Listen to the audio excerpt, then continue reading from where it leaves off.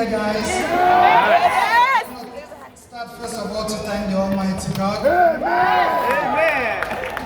I want to thank my incredible business partner, Isa, my wife. And I want to thank the team that has made us who we are.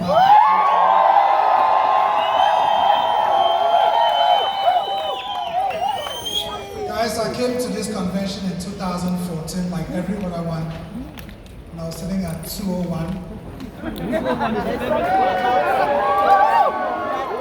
theme for that convention was turning point. Turning point. I felt like WFJ set that theme for me. And I needed that turning point so bad. So as an immigrant, I was raised by a single mom because my dad passed away when I was still 10 years old. My mom had no prior education, folks. Zero. And so she and I had to work on the farm so hard for me to go to school because there was no free education. And 90% of the time I was kicked out of school because I could not afford for tuition. So I barely tried to work to make up for that tuition. I was blessed enough that after university graduate, I started working and I had a chance to come to the United States in search of the greener pastures. That lady became my hero. I'll go to the farm in the morning before I go to school, and I'll come back from school and I'll go to the farms. Little did I know that that hard work was an audition for who I'm going to be today. Yes. Came here, went into nursing like most immigrants. Is the fastest way to start making money. Became a registered nurse. For some reason, I find myself in the department of nursing called hospice, palliative care. Some of you are familiar. It's end-of-life care. And if you don't know what that means, until you can look into the eyes of that individual, that they've said, mind upstairs, they have 6 months or less to live. And I want you to imagine what kind of conversations are going in that household. And those are the conversations that I had for 9 years, folks. And because palliative care is that not aggressive, we have the chance to have conversations that were beyond medicine. So we talk, faith, family, and finances. Guess where it hits hard? The financial part. Guys, people are full of regret, full of financial regret. And always the missing part is that financial education, no protection. Some even have the wrong type of insurance, guys, take it from me. People pay the insurance policies for 10, 15 years, then on their dying bed it says it's AD&D. They have no idea what that was. True. Yep. Which means if you're sitting down with individuals, please do your due diligence, even when they say I have a policy. Please do that policy review. Because most of them don't have the right policies. I've seen this across the board, with these patients dying every single day. I live in a county called Montgomery County. They say the state will provide $800 for funeral assistance. That $800 cannot even do cremation. And it wipes out in the month of April. What happened to the rest of the people that die after and they cannot afford? I became a frequent flyer to the board of anatomy, calling every single time. They already knew my voice because we have another one. The family will tell Levi, we're sorry, we cannot take the body. That is a dad, that is a mom, that's a son, that's a husband of someone, and the family cannot take that body because they cannot afford for cremation.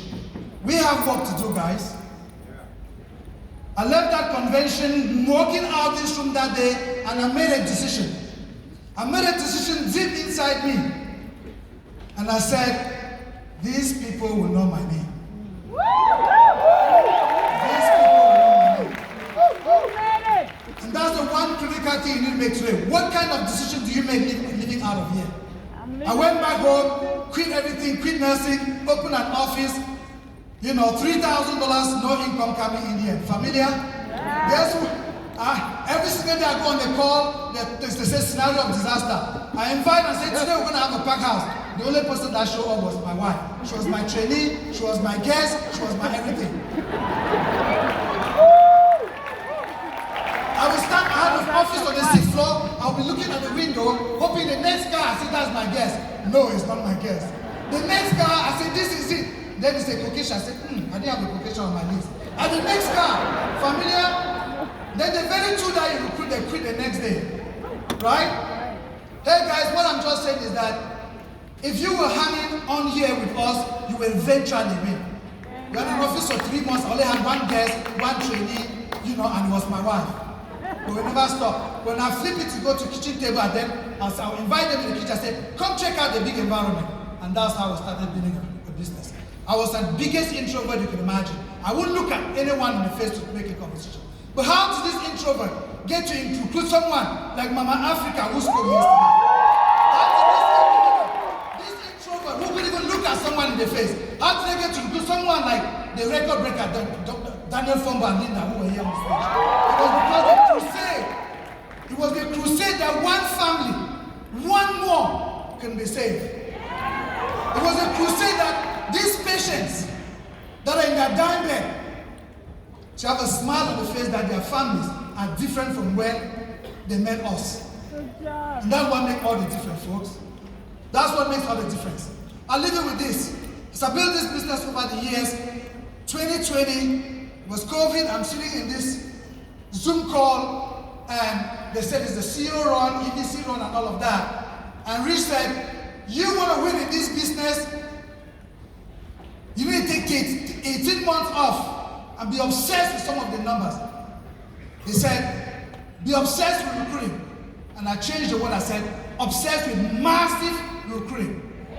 Massive recruiting. And I wrote it down. Which is my invitation to you today. People need us, folks. Second is massive licensing obsession. You're in the distribution of financial services. You can't distribute without outlets. How frequently, how fast do you get that individual that you go to get a license? The third obsession is the obsession to, I'm talking about massive obsession to getting these individuals to be net licenses. Why JOB is calling their names on the other side. If you don't make them make that $1,000 fast, they'll quit. How fast do you make them make $1,000? And the last but not the least is leadership development. Be obsessed with it. The same you is not going to pay you $1 million. Be obsessed with it. And I took those 4 and I put a blindfold, guys, and I went to work. And we licensed over 2,000 licenses in the short time frame of being in business. What I give you hope here, guys, if you're in this room, guys, there are people out there struggling that need us. Accept that this is real. Shame on you if one of those is your family and is in their dying bed and they're struggling financially. Do your due diligence. They need us. Please, let's go help America. They need us in every aspect. Thank you. We'll see you all.